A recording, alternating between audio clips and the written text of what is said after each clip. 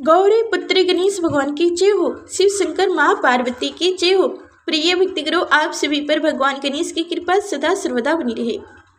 आप सभी को सकट चौथ व्रत की हार्दिक शुभकामनाएं। आज आप सभी भक्तजन स्नान करेंगे सकट चौथ की व्रत कथा, जिसे सुनने मात्र से पुत्र की प्राप्ति होती है। तो दोस्तों, कथा को पूरा जरूर सुनिएगा और अगर आप भी सकट चौथ का व्रत है तो वीडियो को लाइक करके कमेंट में हर हर महादेव जरूर लिखिएगा। तो दोस्तों, आइए सकट चौथ की पवित्र कथा को सुनते हैं। एक गांव में दो देवरानी जेठानी रहती थी। जेठानी के बहुत सा धन था और देवरानी बहुत गरीब थी। देवरानी भगवान गणेश जी का पूजा पाठ किया करती थी। वह अपनी जेठानी के घर जाकर रोजाना काम करती थी, आटा पीसती थी और जिस कपड़े से आटा छानती थी वह कपड़ा अपने घर लाकर पानी में धो लेती और अपने पति को धुलकर पिला देती। एक दिन देवरानी जेठानी के बच्चे ने यह देख लिया और अपनी माँ से बोला कि माँ, चाची तो अपने घर से आटे का कपड़ा ले जाकर चाचा जी को धुलकर पिला देती है।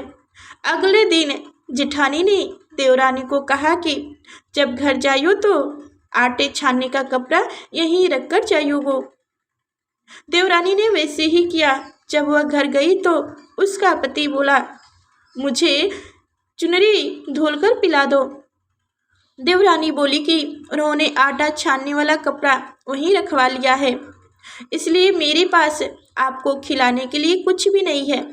उस दिन उसके पति ने भूख से व्याकुल होकर उसको लकड़ी से खूब मारा। भाग्यवश उस दिन उसका सकट चौथ का व्रत था। श्री गणेश जी का स्मरण करती हुई वह भूखी प्यासी सो गई। तभी थोड़ी देर बाद गणेश जी ने आकर कहा कि आज तो सकट चौथ का व्रत है और तू भूखी क्यों सो रही है। तब देवरानी ने सारा वृत्तांत कह सुनाया। फिर भगवान बोले कि आज मैंने तिल चौथ के कारण चूरमा एवं तिल कुट्टा बहुत ज़्यादा खाया है, इसलिए निपटाने का मन है, सो कहाँ करूं।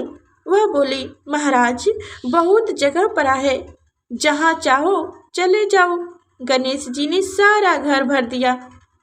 निपटने से आकर बोले, पोछू कहाँ। वह बोली, मेरा लट्टा पड़ा है, पोछ लो। गणेश जी पोछ कर चले गए। थोड़ी देर बाद उठकर देखा कि सारा घर हीरो मोतियों से जगमगा रहा है। सिर भी सोने की आभा से चमक रहा है। धन को बटोरने में देर हो गई, इसलिए देवरानी ने जेठानी के यहाँ काम के लिए नहीं जा सकी। जेठानी ने अपने बच्चों को चाची के घर देखने के लिए भेजा कि जाओ पता करके आओ चाची अभी तक क्यों नहीं आई। बच्चे ने आकर अपनी माता से कहा कि माँ, चाची के घर में तो अब बहुत धन हो गया है। जेठानी भागी भागी अपनी देवरानी के पास आई और पूछा कि तुम्हारे पास इतना धन कैसे हुआ। भोली भाली देवरानी ने सारी घटना सच सच बता दी। इतना सुनकर जेठानी अपने घर आई और अगले साल पति को बोली कि मुझे लकड़ी से बहुत मारो। देवरानी को देवर जी ने बहुत मारा, इसलिए उसके बहुत धन हो गए। उसका पति बोला, भाग्यवश तू धन की भूखी क्यों मार खाती है। लेकिन वो नहीं मानी और बहुत मार खाकर अपना मकान खाली करके गणेश जी का स्मरण करके सो गई। गणेश जी आए और कहने लगे, उठ और मुझे बता कि मैं कहाँ निपटाऊं। तब वो बोली, मेरी देवरानी का छोटा सा मकान था, मेरे पास तो बहुत बड़ा मकान है, जहाँ इच्छा हो वहीं चले जाओ। गणेश जी ने निपटना कर लिया। अब बोले, पोछू कहाँ। तो जेठानी ने गुस्से में कहा, मेरा लट्टा पड़ा है, पोछ लो। गणेश जी पोछ कर चले गए। थोड़ी देर बाद उसने आकर देखा तो सारा घर गंदगी से भरा हुआ है, बदबू दे रहा है। तब वो बोली, हे गणेश जी महाराज, आपने मेरे साथ छल कपट किया है। देवरानी को तो धन वैभव दिया है, मुझे कीड़े मकोड़े कूड़े दिए हैं। गणेश जी आए और बोले, तूने धन के लालच में मार खाई और उसने धर्म के कारण मार खाई। जेठानी क्षमा याचना करने लगी, हे गणेश जी, मुझे धन नहीं चाहिए, आप यह सब पहले की तरह कर दो। तब गणेश जी बोले कि तू अपने धन में से आधा धन देवरानी को दे दो, तब मैं अपनी माया समेटूंगी। जेठानी ने आधा धन देवरानी को दे दिया, परंतु कहीं एक सुई धागा रह गया। जब जेठानी ने सुई धागा देकर देवरानी को दिया, तब भगवान गणेश जी अपनी माया समेट ली। हे गणेश जी महाराज, जैसे देवरानी के भंडार भरा वैसे सभी के भरना, और जैसा आपने जेठानी के साथ किया वैसे किसी के साथ नहीं करना। बोले गणेश जी महाराज की जय हो। अब दूसरी कथा सुनिए। किसी शहर में एक सेठ सेठानी रहते थे। उनके कोई संतान नहीं थी, इससे वो दोनों बहुत ही दुखी रहते थे। एक बार सेठानी ने पड़ोस की स्त्री को तिल चौथ का व्रत करते हुए देखा तो पूछा कि आप यह किसका व्रत कर रहे हो, इस व्रत को करने से क्या फल मिलता है। तब उन्होंने बताया कि सकट चौथ व्रत करने से धन, वैभव, पुत्र, अमर सुहाग प्राप्त होता है, घर में सुख शांति का वास होता है। तब सेठानी बोली कि यदि मेरे पुत्र हो जाए तो मैं चौथ माता को 1.25 किलो तिल कुट्टा चढ़ाऊंगी। चौथ माता की कृपा वह गर्भवती हो गई और 9वें महीने उनके एक पुत्र को जन्म दिया। पर वह चौथ माता को तिलकुट चढ़ाना भूल गई। लड़का बड़ा हो गया और अब सेठानी को उसके विवाह की चिंता हुई तो उसने चौथ माता को 5.25 किलो का तिलकुटा बोल दिया। चौथ माता की कृपा से उसकी ही सगाई अच्छे कुल की कन्या से हो गई और लगन मंडप में पहरे हो गए। लेकिन सेठानी फिर भी तिलकुटा का भोग लगाना भूल गई और इससे चौथ माता और गणेश जी कुपित हो गए। अभी 3 ही फेरे हुए थे कि चौथ माता को क्रोध आया और उन्होंने लड़की को ले जाकर गांव के बाहर पीपल के पेड़ पर छिपा दिया।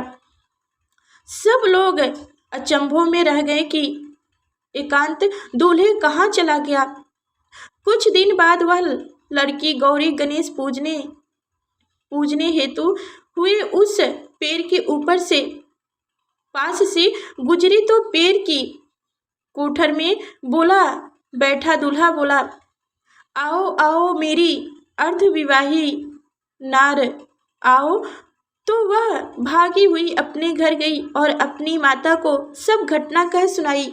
यह समाचार सुनते ही सभी परिवार जन वहाँ पहुँचे और देखा कि यह तो वही जमाई राजा है जिसने हमारी बेटी से आधे फेरे लिए थे और उसी स्वरूप में पीपल पर बैठा है। तो सभी ने पूछा कि आप इतने दिनों से यहाँ क्यों बैठे हो, इसका क्या कारण है।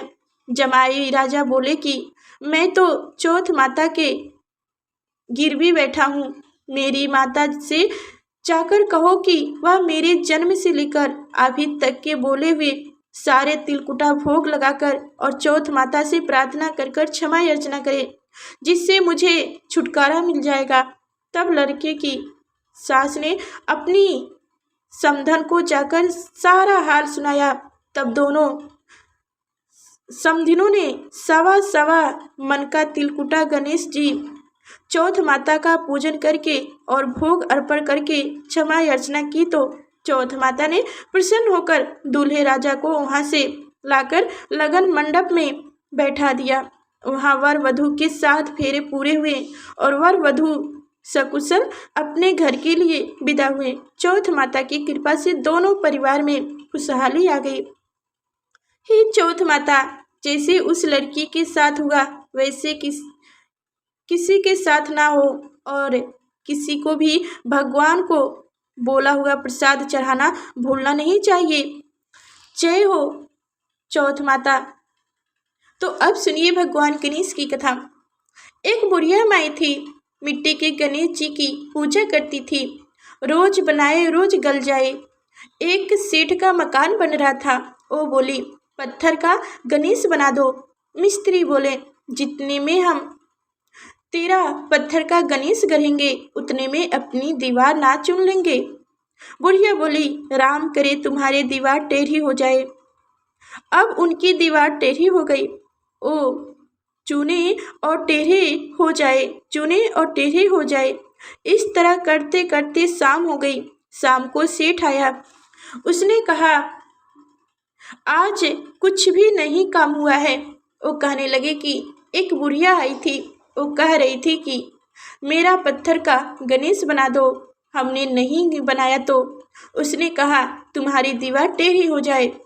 तब से दीवार सीधी नहीं बन रही है। बनाते हैं और बिगाड़ देते हैं। सेठ ने बुढ़िया को बुलवाई। सेठ ने कहा, हम तेरा सोने का गणेश गढ़वा देंगे, हमारी दीवार सीधी हो कर दो। सेठ ने बुढ़िया को सोने का गणेश गढ़वा दिया। सेठ की दीवार सीधी हो गई। जैसे सेठ की दीवार सीधी की वैसे सबकी करना। भगवान गणेश की जय हो। तो प्रिय भक्तगणों, उम्मीद करती हूँ कि आज की यह हमारी कथाएं आप सभी को अच्छी लगी होगी। तो लाइक कर चैनल को सब्सक्राइब करें। फिर मिलते अगले नेक्स्ट वीडियो में, तब तक के लिए धन्यवाद।